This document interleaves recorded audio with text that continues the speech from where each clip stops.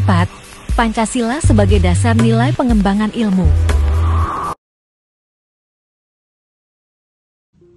Assalamualaikum warahmatullahi wabarakatuh. Perkenalkan, kami dari kelompok 4. Di sini kami akan menjelaskan tentang Pancasila sebagai dasar nilai pengembangan ilmu. Ini saya akan menjelaskan apa sih ilmu.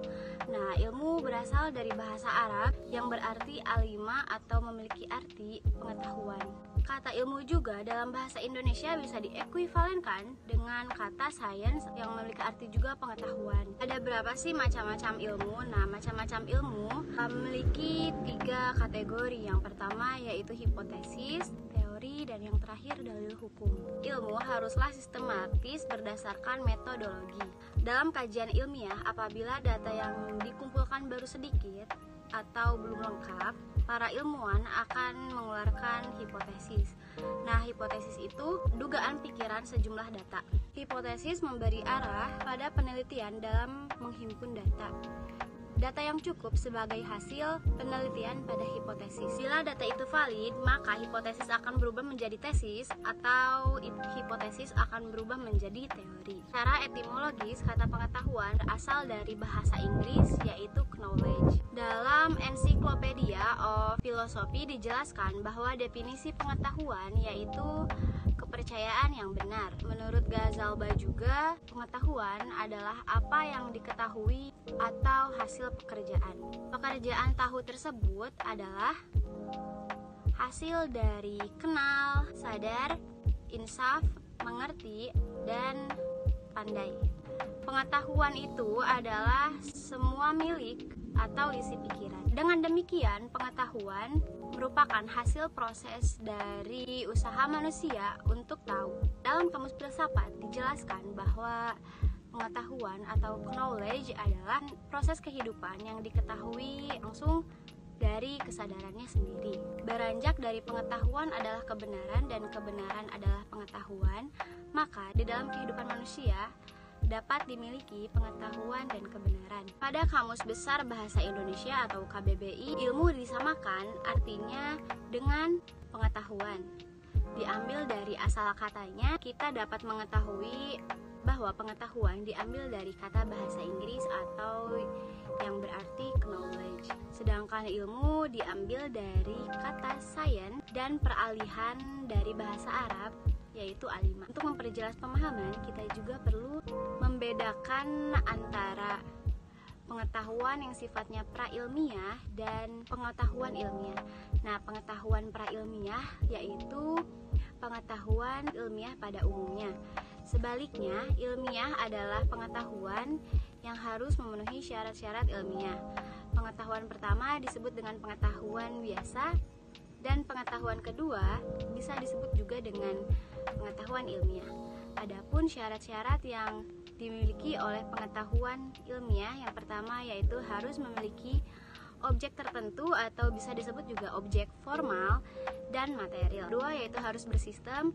Yang ketiga harus memiliki metode tertentu, dan yang terakhir sifatnya umum. Pada dasarnya pengetahuan berbeda dengan ilmu. Perbedaannya itu terlihat dari sifat sistematisnya dan cara memperolehnya.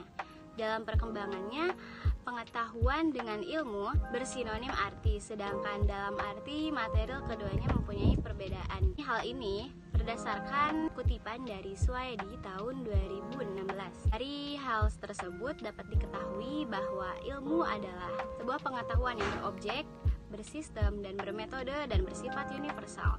Setiap ilmu pasti adalah pengetahuan, namun tidak semua pengetahuan adalah ilmu. Materi selanjutnya adalah perkembangan iptek. Manusia menemukan iptek karena manusia kembali pada jalan pikiran yang rasional. Setelah manusia berhasil memperdalam ilmu pengetahuan, maka produk dari ilmu pengetahuan tersebut adalah teknologi. Ilmu pengetahuan berkembang melangkah secara bertahap menurut dekade waktu dan menciptakan zamannya, dimulai dari zaman pra-Yunani kuno, Yunani kuno, abad pertengahan, Renaissance, dan zaman modern dan masa kontemporer. Pertama, ada perkembangan iptek pada zaman pra-Yunani kuno. Pada masa ini, manusia masih menggunakan batu sebagai peralatan. Oleh karena itu, zaman pra-Yunani kuno disebut juga zaman batu, yang berkisar antara 4 juta tahun sampai 20.000 tahun. Pada zaman ini ditandai oleh kemampuan manusianya, yang pertama, apa yang mereka tahu dalam kehidupan sehari-hari yang didasarkan pada pengalaman. Yang kedua, pengetahuan berdasarkan pengalaman itu diterima sebagai fakta dengan sikap reflektif. Yang ketiga, ada perkembangan zaman abad pertengahan. Pada zaman ini, para ilmuwan hampir semua adalah para teolog, sehingga aktivitas ilmiah terkait dengan aktivitas keagamaan. Semboyan yang berlaku bagi ilmu pada masa ini adalah abdi agama. 4. Ada perkembangan iptek pada zaman Renaissance. Pada zaman Renaissance ini ditandai sebagai era kebangkitan kembali pemikiran yang bebas dari dogma-dogma agama. Renaissance ialah zaman peralihan ketika kebudayaan abad pertengahan mulai berubah menjadi suatu kebudayaan modern. Manusia pada zaman ini adalah manusia yang merindukan pemikiran yang bebas. Tokoh-tokoh yang terkenal pada zaman ini salah satunya adalah Galileo. Ada perkembangan iptek pada zaman modern. Pada zaman ini ditandai dengan berbagai penemuan dalam bidang ilmiah, seperti René Descartes, tokoh yang terkenal sebagai bapak filsafat modern. Descartes juga seorang ahli ilmu pasti. Penemuannya dalam ilmu pasti adalah sistem koordinat yang terdiri dari 2 garis lurus, X dan Y. Keenam, ada perkembangan iptek pada zaman kontemporer. Perkembangan iptek di zaman kontemporer ini ditandai dengan penemuan berbagai teknologi canggih. Teknologi komunikasi dan informasi termasuk salah satu yang mengalami kemajuan. Mulai dari penemuan komputer, berbagai satelit komunikasi, internet, dan lain sebagainya. Melalui kajian historis tersebut, yang pada hakikatnya pemahaman tentang sejarah kelahiran dan perkembangan ilmu pengetahuan dapat dikonstatasikan bahwa ilmu pengetahuan itu mengandung 2 aspek, yaitu aspek fenomenal dan aspek struktural. Dari uraian di atas, dapat disimpulkan bahwa perkembangan iptek yang saat ini terjadi berawal dari dunia barat dan mengakhiri masa kegelapan atau The Dark Age, dan lahirlah era yang disebut sejarah Renaissance dan humanisme. Ilmu pengetahuan yang terus berkembang di puncak memiliki pemikiran manusia yang disebut modern itu, yakni lahirnya revolusi. Industri revolusi inilah yang menjadi cikal bakal adanya teknologi. Pancasila sebagai dasar pengembangan iptek. Pancasila sebagai ideologi negara merupakan kristalisasi nilai-nilai budaya agama dari bangsa Indonesia. Nah, Pancasila itu mengakomodir seluruh aktivitas kehidupan bermasyarakat, berbangsa, dan juga bernegara. Pancasila itu sebagai paradigma ilmu bagi aktivitas ilmiah di Indonesia, merupakan suatu yang bersifat niscaya, karena pengembangan ilmu yang terlepas dari nilai ideologi bangsa justru dapat mengakibatkan tumbuhnya sekularisme, seperti halnya yang terjadi pada zaman Renaissance di Eropa. Bangsa Indonesia itu memiliki akar budaya dan religi yang kuat dan tumbuh sejak lama dalam kehidupan bermasyarakat, sehingga manakala pengembangan ilmu tidak berakar dari ideologi bangsa, sama halnya dengan membiarkan ilmu berkembang tanpa arah dan orientasi yang jelas. Adapun nilai-nilai Pancasila sebagai dasar pengembangan iptek yang terkandung dari setiap sila Pancasila itu sebagai berikut. Yang pertama ada nilai ketuhanan, nilai kemanusiaan, nilai persatuan, lalu ada nilai kerakyatan, dan juga ada nilai keadilan. Nah, dari kelima nilai dasar Pancasila ini merupakan fondasi yang kuat bagi bangsa Indonesia untuk mengembangkan iptek, karena tanpa pegangan ideologi Pancasila maka perkembangan iptek itu akan tidak jelas arahnya. Nah, bahkan menemukan iptek dengan syarat mutlak iptek tersebut tidak bertentangan dengan nilai-nilai Pancasila. Jadi dengan adanya Pancasila bisa memberikan patokan tertentu dan tidak menyalahi norma yang ada. Lalu ke materi yang ketiga, yaitu terkait dengan urgensi kedudukan Pancasila sebagai dasar perkembangan iptek. Seperti yang kita tahu, perkembangan iptek itu tidak selalu membawa dampak yang positif dalam perkembangannya. Bahkan tidak jarang karena perkembangan ilmu ini, bangsa Indonesia, terutama generasi muda bangsa Indonesia itu kehilangan spirit dalam mempertahankan nilai-nilai budaya bangsa yang sudah tertanam sejak dahulu kala. Kehilangan spirit ini itu disebabkan oleh romantisme budaya yang semakin berkembang akibat tergerusnya globalisasi. Nah, lalu apakah ilmu itu bebas nilai atau tidak? Menurut Surajio tahun 2004, setidaknya itu memiliki 3 faktor sebagai indikator bahwa nilai itu bebas nilai atau tidak. Nah, yang pertama, ilmu itu harus bebas dari faktor eksternal seperti politik, ideologi, agama, budaya, dan nilai kemasyarakatan lainnya. Lalu yang kedua, itu perlunya kebebasan usaha ilmu agar otonomi ilmu itu bisa terjamin.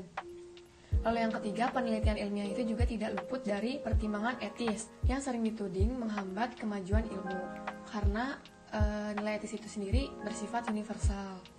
Namun menurut Sastra Peja tahun 2006, dia mengungkapkan bahwa setiap ideologi negara harus mampu menjadikan kedudukan Pancasila itu sebagai dasar perkembangan iptek. Pesan yang pertama itu adalah pengembangan ilmu pengetahuan dan juga teknologi itu harus menghormati atau menghargai nilai religius masyarakat itu sendiri, karena dapat saja ilmu pengetahuan tersebut itu tidak sejalan dengan apa yang diyakini oleh masyarakat. Lalu alasan yang kedua itu adalah ilmu pengetahuan ditunjukkan bagi pengembangan kemanusiaan dan dituntun oleh nilai-nilai etis yang berdasarkan kemanusiaan dan alasan lainnya.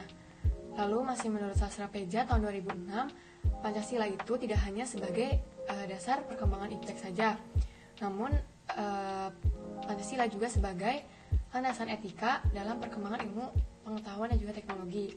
Yang pertama, perkembangan iptek itu terutama yang menyangkut dengan manusia itu harus menghormati dan juga menghargai martabat manusia tersebut.